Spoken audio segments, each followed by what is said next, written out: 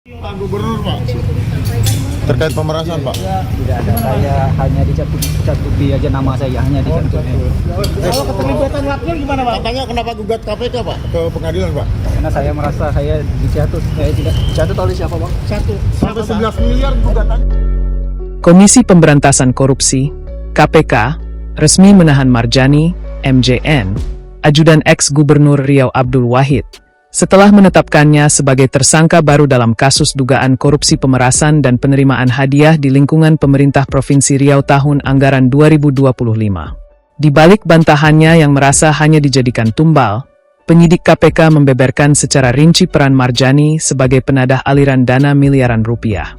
PLT Direktur Penyidikan KPK, Ahmad Taufik Hussein, menegaskan bahwa penahanan Marjani merupakan pengembangan dari perkara yang sebelumnya telah menjerat 3 tersangka yang terjaring operasi tangkap tangan, OTT, pada 3 November 2025 lalu.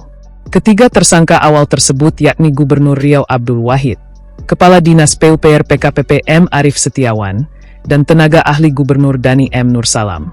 Untuk kepentingan penyidikan, Marjani ditahan selama 20 hari pertama terhitung mulai tanggal 13 April hingga 2 Mei 2026 di Rutan Cabang Gedung ACLC KPK. Setelah ditemukan kecukupan alat bukti, KPK kembali menetapkan 1 orang sebagai tersangka yakni MJN selaku ajudan ex-Gubernur Riau. Tersangka MJN diduga kuat berperan menampung aliran uang setoran untuk selanjutnya digunakan bagi kepentingan ex-Gubernur Riau. Ungkap Taufik dalam konferensi pers di Gedung Merah Putih KPK, Jakarta Selatan, Senin, 13 April 2026. Lebih lanjut, Taufik merinci konstruksi perkara yang menjerat sang ajudan. Praktik lancung ini bermula dari adanya permintaan fee sebesar 5% atau sekitar 7 miliar rupiah dari total penambahan anggaran jalan dan jembatan Dinas PUPR PKPP Riau. Permintaan yang disandikan dengan sebutan 7 batang atau kerap disebut jatah preman, di lingkungan kedinasan ini diwarnai ancaman pencopotan atau mutasi jabatan bagi para kepala unit pelaksana teknis, UPT, yang tidak patuh. Dalam proses pengumpulan upeti tersebut, KPK mencatat Marjani menerima aliran dana setidaknya dalam 2 tahapan besar. Pada Juni 2025, Marjani menerima uang tunai senilai 950 juta rupiah dari perantara Dani M. Nursalam, yang merupakan bagian dari setoran tahap pertama para kepala UPT senilai 1 miliar rupiah. Selanjutnya, pada 2 November 2025, Kepala Dinas PUPR PKPP M. Arif Setiawan diduga kembali menyerahkan uang setoran tahap 2 sebesar 450 juta rupiah langsung kepada Marjani. Penyerahan uang tutup mulut ini bahkan disaksikan langsung oleh Dani M. Nursalam melalui panggilan video. Dalam penyidikan perkara ini, tim KPK masih akan terus menelusuri secara mendalam kemana saja aliran uang yang digunakan oleh MJN atas penerimaan-penerimaan yang turut serta dilakukannya tersebut, ujar Taufik. Atas perbuatannya, Marjani disangkakan melanggar pasal 12 huruf E, pasal 12 huruf F, dan atau pasal 12 B UU Pemberantasan Tindak Pidana Korupsi Jo pasal 55 ayat 1, pertama KUHP. Penjelasan gamblang dari KPK ini seolah mematahkan alibi Marjani. Pantauan di Gedung Merah Putih KPK pada Senin, 13 April 2026, pukul 16.17 WIB. Marjani yang keluar mengenakan rompi oranye tahanan bernomor punggung 83 dan tangan terborgol, masih bersikukuh bahwa dirinya tidak bersalah.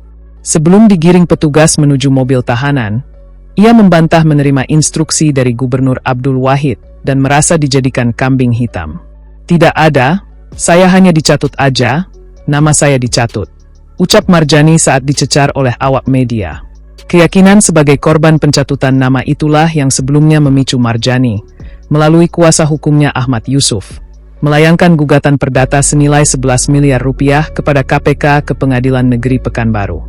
Pihaknya menuntut ganti rugi material 1 miliar rupiah dan imaterial 10 miliar rupiah dengan dalih penetapan tersangka telah merusak nama baiknya serta memberikan beban psikologis berat bagi keluarga. Saat ditanya mengenai alasan gugatan fantastis tersebut, ia hanya menjawab singkat, "Karena saya merasa saya dicatut." Meski Marjani terus melakukan manuver perlawanan hukum, proses hukumnya kini akan berjalan menyusul para tersangka lainnya. Bukti-bukti yang dibeberkan penyidik menguatkan indikasi bahwa dirinya bukanlah sekadar nama yang dicatut, melainkan operator kunci dalam pusaran korupsi yang mencoreng wajah pemerintah Provinsi Riau.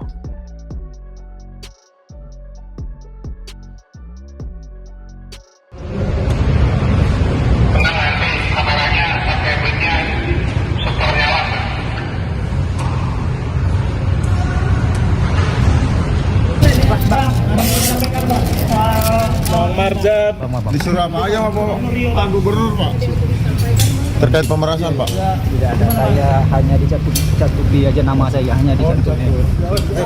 Pak Gubernur Pak terkait pemerasan Pak. Tidak ada, saya hanya dicatuti aja nama saya, hanya dicatuti. Kalau keterlibatan wakil gimana Pak? Katanya kenapa gugat KPK Pak ke pengadilan Pak? Karena saya merasa saya dicatut, saya tidak dicatut oleh siapa Bang? Sampai 11 miliar gugatannya. KPK melakukan penahanan terhadap satu tersangka. Di peristiwanya sebagai berikut, bahwa pada kegiatan penyelidikan tertutup yang kemudian terjadi peristiwa tertangkap tangan sebelumnya, yaitu terhadap 3 orang tersangka, yaitu Saudara AW, Saudara MAS selaku Kepala Dinas PU, dan Saudara DAN selaku tenaga ahli Gubernur Riau. Kemudian penyidik melakukan kegiatan penyidikan baik melalui pemeriksaan saksi, tersangka, pihak lain, dan kegiatan-kegiatan penyidikan lainnya, penggeledahan, penyitaan segala macam, sehingga kemudian ditemukan kecukupan alat bukti. Tim penyidik kembali menetapkan 1 orang sebagai tersangka, yaitu Saudara MJN selaku ADC atau ajudan ex Gubernur Riau, Saudara AW.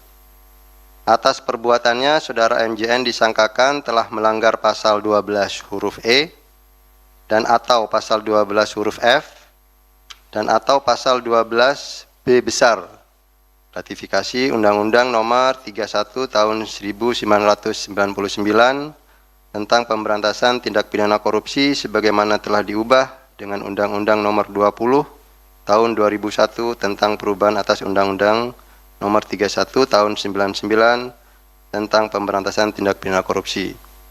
Contoh pasal 55 ayat ke-1 KUHP bersama-sama AW, MAS, dan DAN. Kemudian tersangka kita tahan untuk 20 hari pertama dari tanggal 13 April hari ini sampai dengan tanggal 2 Mei 2026. Penahanan dilakukan di Rumah Tahanan Negara, Cabang Gedung ACLC.